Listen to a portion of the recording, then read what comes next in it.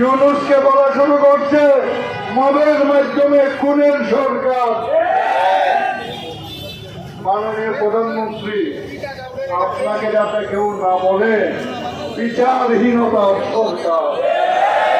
আমরা বিচার চাই, অবিলম্বে গ্রেফতার চাই। আপনি প্রমাণ করুন যারা আপনাদের লুঙ্গির নিচে ছিল, যারা গুপ্ত আপনাদের সাথে দীর্ঘদিন জোট করেছিল, আওয়ামী লীগের লুঙ্গির নিচে ঘুমাচ্ছিল, তারা মহিউদ্দিনকে হত্যা করেছে। তারা আপনার বিরুদ্ধে নতুন ষড়যন্ত্র করছে। আমরা চাই শান্তিপূর্ণভাবে আপনি 5 বছর ক্ষমতায় থাকুন।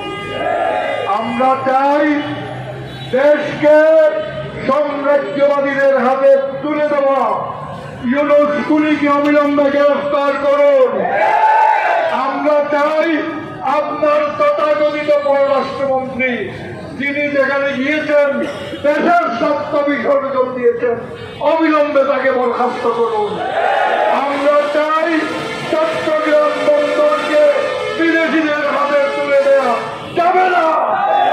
সংগ্রামী দেশবাসী, রইসকে খুন করে আওয়ামী লীগ সরকার আল্লামা ফারুকের খুনের বিচার না করে যে অপরাধ করেছে, আপনিও এই অপরাধী হবেন না।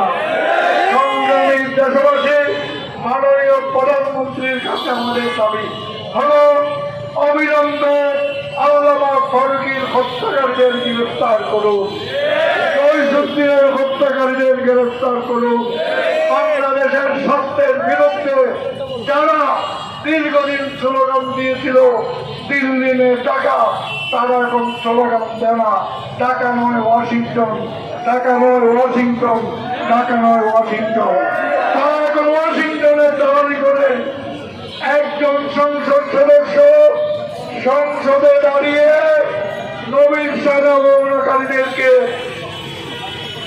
মৃত্যুদণ্ডের দাবি করেছিল।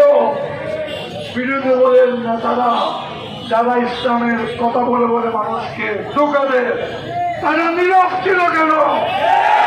তারা কি নবীর বিরুদ্ধকারীদের হত্যাকাণ্ডের, নবীর বিরুদ্ধ অবমাননাকারীদের ফাঁসি চায় না? তারা নবীর অবমাননাকারী, তাদেরকে চিহ্নিত করে রাখুন। সংগ্রামী দেশবাসী, এখন আমরা শান্তিপূর্ণ মিছিল যাবে। মিছিলের সম্মুখভাবে থাকবে কেন্দ্রীয় নেতৃবৃন্দ, স্মারকলিপি নিয়ে যাবেন আমাদের গোলাম মাহমুদ মিয়া মানিক, অ্যাডভোকেট ইসলামউদ্দিন দুলাল, অ্যাডভোকেট